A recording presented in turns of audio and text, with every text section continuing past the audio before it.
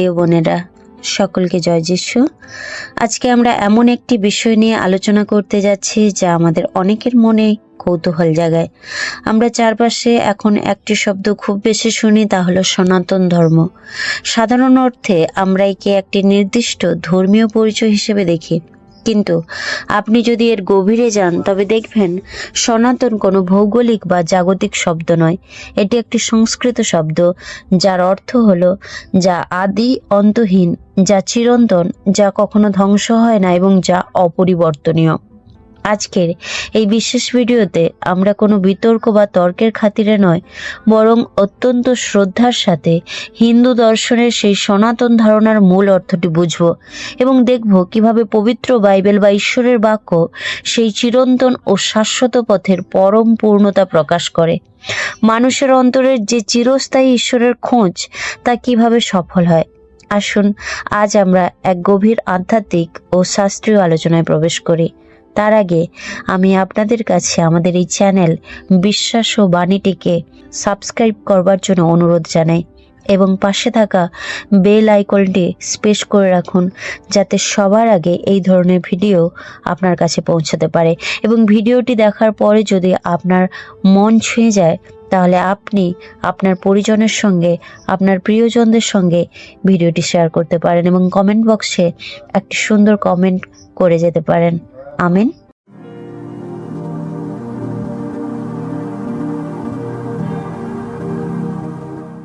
আসুন এই আলোচনায় যাওয়ার আগে আমরা একটি আধ্যাত্মিক রূপক গল্প শুনি। এক বিশাল এবং প্রাচীন অরণ্যের গভীরে একটি পর্বত ছিল, যার চূড়া মেঘের উপরে আকাশ ছুঁয়ে থাকত। সেই পর্বতের চূড়া থেকে একটি স্ফটিক স্বচ্ছ অমৃতের নদী বয়ে যেত। প্রাচীনকালের জ্ঞানীরা লিখে গিয়েছিলেন, এই নদীর জল যে পান করবে তার অন্তরের সমস্ত অপবিত্রতা দূর হবে এবং সে চিরন্তন অমরত্ব লাভ করবে। এই পথটিকে সবাই বলতো শাশ্বত বা সনাতন পথ। বহু শতাব্দী কেটে গেল, সেই অরণ্যের চারপাশে অনেকগুলো গ্রাম তৈরি হলো। গ্রামের মানুষেরা সেই প্রাচীন নদীর কথা জানতো, কিন্তু পর্বতের চূড়ায় ওঠার পথটি ছিল অত্যন্ত দুর্গম, কুয়াশায় ঢাকা এবং পিচ্ছিল। পথ না খুঁজে পেয়ে গ্রামের মানুষেরা পর্বতের পাদদেশেই বড় বড় মন্দির, আশ্রম তৈরি করলো, বিভিন্ন আচার অনুষ্ঠান এবং সেই নদীর মহিমা কীর্তন করতে লাগলো। কঠোর তপস্যা শুরু করলো এই আশায় যে কোনোভাবে যদি নদীর ছোঁয়া পাওয়া যায়। তারা নদীটির গুণগান গাইতে গাইতে এতটাই ব্যস্ত হয়ে পড়লো যে আসল নদীর উৎসের দিকে যাওয়ার কথাই তারা ভুলে গেল। তারা মাটির, কাদা আর পাথর নিয়ে নিজেদের মধ্যে নিয়ম কানুনের পাঁচিল তুলে দিল। ঠিক সেই সময় পর্বতের চূড়া থেকে স্বয়ং সেই নদীর মালিকের একমাত্র পুত্র নিচে নেমে এলেন। তিনি কোনো নতুন নিয়ম বা পাঁচিল তৈরি করতে আসেননি। তিনি গ্রামবাসীদের বললেন, তোমরা নিচে বসে কুয়াশার মধ্যে যে শাশ্বত বা চিরন্তন বা সনাতন নদীর গুণগান গাইছ, আমি স্বয়ং সেই উৎস থেকে এসেছি। তোমরা পাহাড় বেয়ে ওপরে ওঠার চেষ্টা করে ক্লান্ত হয়ে পড়েছ, তাই আমি নিজেই নিচে নেমে এসেছি, যেন তোমরা আমার মাধ্যমে সরাসরি সেই জীবন্ত জলধারা পান করতে পারো। তো এই গল্প আমরা শুনলাম। মানব জাতির সৃষ্টির আদি থেকে সেই চিরন্তন, অবিনশ্বর বা সনাতন ঈশ্বর খোঁজ করছে। হিন্দু দর্শনের মহান ঋষিরাও সেই পরমাত্মার ধ্যান করেছেন, কিন্তু মানুষের পক্ষে নিজের ক্ষমতায় বা কেবল বাহ্যিক আচার অনুষ্ঠান, রীতিনীতি পালনের মাধ্যমে সেই অসীম ঈশ্বরের কাছে পৌঁছানো সম্ভব ছিল না। তাই স্বয়ং পরমেশ্বর তার পুত্র প্রভু যীশু খ্রিস্টকে এই পৃথিবীতে পাঠালেন, যাতে মানুষ সেই শাশ্বত এবং সনাতন পথের সরাসরি দেখা পায়। আসুন আমরা প্রথমে হিন্দু শাস্ত্রের আলোকেই বুঝি সনাতন বলতে আসলে কি বোঝানো হয়েছে। শ্রীমদ্ ভগবদ গীতার 2য় অধ্যায় তার 24 নম্বর শ্লোকে এই কথা বলা হয়েছে, অচ্ছেদ অয়ম অদাচ্ছয়ম অক্লেদ অশস্য এবচ নিত্য সর্বগত স্থানু অচলয়ম সনাতন। এর অর্থ হলো, এই আত্মা অচ্ছেদ্য, অদাহ্য, অক্লেদ্য ও অশস্য, তিনি নিত্য, সর্বব্যাপী, স্থির, অচল এবং সনাতন বা চিরন্তন। অর্থাৎ একে কোনোভাবে ছেদন করা যায় না বা কাটা যায় না, একে দাহ্য করা যায় না মানে দহন করা যায় না বা পোড়ানো যায় না, একে জলে ভেজানো যায় না, অক্লেদ্য একে জলে ভেজানো যায় না বা গলানো যায় না, অশস্য একে শুকনো করা যায় না, নিত্য তিনি চিরস্থায়ী বা নিত্য, সর্বজ্ঞত তিনি সর্বব্যাপী, স্থাণু তিনি স্থির বা অপরিবর্তনীয়, অচলয়ম এই আত্মা অচল বা স্থানচ্যুত হন না, সনাতন তিনি সনাতন বা চিরন্তন। হ্যাঁ, শ্রীমদ্ ভগবদ গীতার তার 2য় অধ্যায় 24 নম্বর শ্লোকে এই কথা লেখা আছে। অর্থাৎ আত্মাকে কাটা যায় না, আত্মাকে ছেদ করা যায় না, আত্মাকে পরিবর্তন করা যায় না, আত্মাকে পোড়ানো যায় না। হ্যাঁ, ঠিকই শুনেছেন আপনি, হিন্দু দর্শন শাস্ত্রে এই রূপকথা লেখা আছে। আবার মনুস্মৃতি ও উপনিষদে বলা হয়েছে, যা ঈশ্বরের দ্বারা নির্ধারিত সৃষ্টির মূল নিয়ম, যা মানুষের নৈতিক কর্তব্য বা ধর্ম, তাই সনাতন। তাহলে মূল কথাটা কি দাঁড়ালো? যা অবিনশ্বর, যা জগৎ সৃষ্টির পূর্বেও ছিল এবং জগৎ ধ্বংসের পরেও থাকবে, মানে যাকে সৃষ্টি করা যায় না বা ধ্বংস করা যায় না, তাই সনাতন। হিন্দু দর্শনের মূল লক্ষ্য হলো এই ক্ষণস্থায়ী জগৎ ও দেহের মায়া ত্যাগ করে সেই চিরন্তন অবিনশ্বর পরমাত্মার সাথে মিলন ঘটানো। ঋষিরা প্রার্থনা করেছিলেন, অসতমা সদ্গময়, তমসমা জ্যোতির্গময়, মৃত্যুমা অমৃতগময়। আমাকে অসৎ থেকে সত্যি নিয়ে যাও, অন্ধকার থেকে আলোতে নিয়ে যাও এবং মৃত্যু থেকে অমৃত বা অমরত্বে নিয়ে যাও। এই যে আলোর, সত্যের এবং অমৃতের ব্যাকুলতা, এটাই মানুষের ভেতরের আসল সনাতন চেতনা। এবার আমরা আসুন দেখি পবিত্র বাইবেল খুলে হিন্দু দর্শনের যে অমৃতের, যে অবিনশ্বর সত্যের এবং যে আদি অন্তহীন পরমেশ্বরের খোঁজ করা হয়েছে, বাইবেল কিভাবে তার উত্তর দেয়। আদি ও অন্তহীন পরমেশ্বর, উপনিষদ যাকে অনাদি ও অনন্ত বলে, বাইবেল ঠিক সেই ভাষাতেই ঈশ্বরের পরিচয় দেয়। গীতসংহিতা 90:2 পদে মসি প্রার্থনা করেছিলেন, পর্বতগণের উৎপত্তির পূর্বে, তোমার দ্বারা পৃথিবীর ও জগতের নির্মাণের পূর্বে, অনাদিকাল হইতে অনন্তকাল তুমি ঈশ্বর। বাইবেল আমাদের শেখায় ঈশ্বর কোনো সৃষ্টির অংশ নন, তিনিই সৃষ্টির উৎস। মানুষের তৈরি কোনো আচার, কোনো নিয়ম চিরস্থায়ী নয়, কিন্তু ঈশ্বরের অস্তিত্ব, তার ভালোবাসা সনাতন। যীশু খ্রিস্টই সেই অমৃত বা অবিনশ্বর জীবনের পথ। ঋষিদের সেই প্রাচীন প্রার্থনা ছিল, মৃত্যু মা অমৃতগময়, মৃত্যু থেকে আমাদের অমৃতে বা অনন্ত জীবনে নিয়ে যাও। বাইবেলের এই অমৃতের পূর্ণতা স্বয়ং প্রভু যীশু খ্রিস্ট।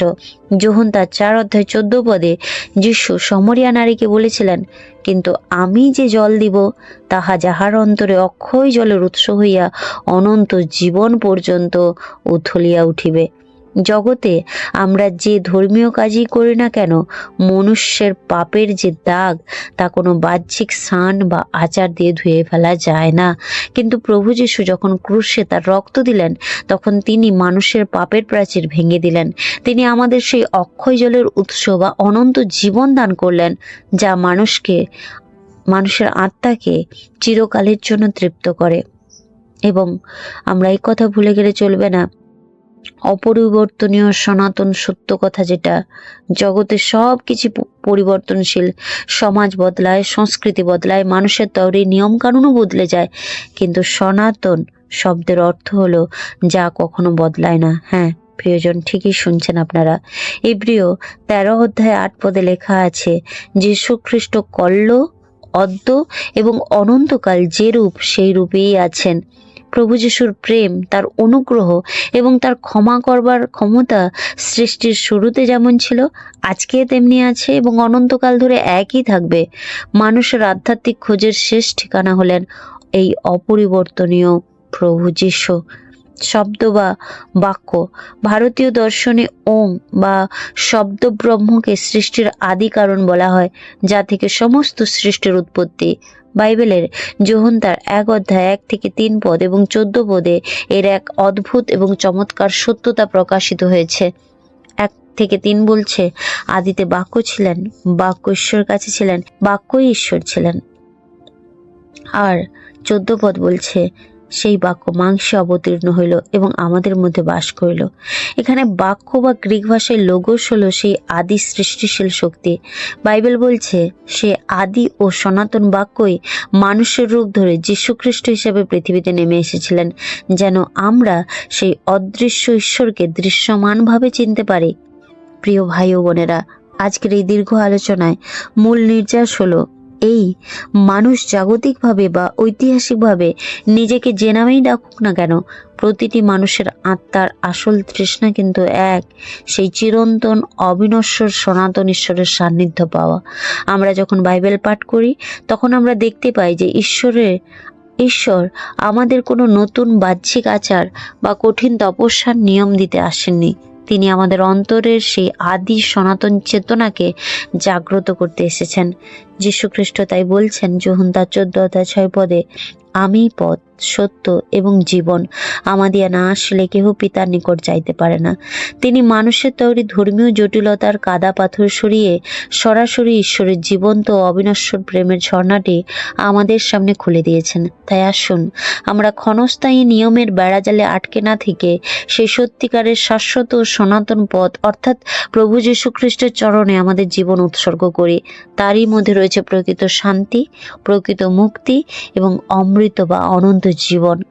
যদি আজকের এই গভীর আধ্যাত্মিক আলোচনা আপনার আত্মিক চোখ খুলে দিয়ে থাকে এবং আপনার ভিডিওটি ভালো লেগে থাকে, তবে অবশ্যই আপনি লাইক করুন এবং কমেন্ট বক্সে আপনার মূল্যবান মতামত বা প্রার্থনার অনুরোধও আপনি জানাতে পারেন। খ্রিস্ট বিশ্বাসী ও সত্য সন্ধানী বন্ধুদের সাথে এই ভিডিওটি শেয়ার করতে কিন্তু ভুলবেন না। চ্যানেলটি সাবস্ক্রাইব করে আমাদের এই আত্মিক প্রচারের সঙ্গী হন। আমেন। ঈশ্বর আপনাদের সকলকে তার শাশ্বত শান্তিতে এবং আশীর্বাদে মণ্ডিত করুন। জয় যিশু। হালেলুয়া। সকলে ভালো থাকবেন এবং ঈশ্বরের বাক্য বেশি বেশি করে পাঠ করতে থাকবেন। আমিন। জয় যিশু। প্রভুর বাক্য আমাদেরকে শিক্ষা দেয়, যখন আমরা প্রভুর কাছে আসব তখন কেউ যেন আমরা খালি হাতে না আসি। এবং পুরাতন নিয়মে মালাখী পুস্তক বলে যে আমরা নাকি ঠক এবং জোচ্চোর কিসের বিষয়ে? দান এবং দশমাংশের বিষয়ে। কিন্তু নতুন নিয়ম 2 করন্থীয় 9:7 পদে প্রভুর বাক্য বলে, প্রত্যেকজন হৃদয়ে যেরকম সংকল্প করে সেই রকমভাবে দান করুক, মনের দুঃখের সঙ্গে কিংবা দিতে হবে বলে এইভাবে দান না করুক, কারণ ঈশ্বর হৃষ্টচিত্ত দাতাকে ভালোবাসেন। আপনি যদি ঈশ্বরের রাজ্যের জন্য অল্প বীজ বোনেন তাহলে আপনি অল্প ফসল কাটবেন, কিন্তু আপনি যদি ঈশ্বরের রাজ্যের জন্য অধিক বীজ বোনেন আপনি ঈশ্বরের রাজ্যের বিষয়ে অধিক ফসল কাটবেন। ঈশ্বরের ধন্যবাদ হোক, কারণ লুক পুস্তক আমাদেরকে এইরূপ শিক্ষা দেয়, যদি আমরা দান করি তো আমাদেরকে দেওয়া যায়। আপনার অন্তরাত্মা চায় প্রভুর রাজ্যের বিষয়ে বীজ বোনার জন্য, তাহলে আপনি স্ক্রিনে দেওয়া যে কিউআর কোড রয়েছে সেই কিউআর কোড স্ক্যান করার মাধ্যম দিয়ে, কিংবা অ্যাকাউন্ট ডিটেলস রয়েছে সেই অ্যাকাউন্ট পের মাধ্যম দিয়ে, কিংবা ইউপিআই অ্যাড্রেস রয়েছে এবং ইউপিআই মোবাইল নম্বর রয়েছে, যে কোনো অপশনের মাধ্যম দিয়ে আপনার সুবিধা মতো আপনি ঈশ্বরের রাজ্যের বিষয়ে বীজ বুনতে পারেন। ধন্যবাদ। ঈশ্বর আপনাদের প্রত্যেককে আশীর্বাদ করুক, যীশু খ্রিস্টের নামে।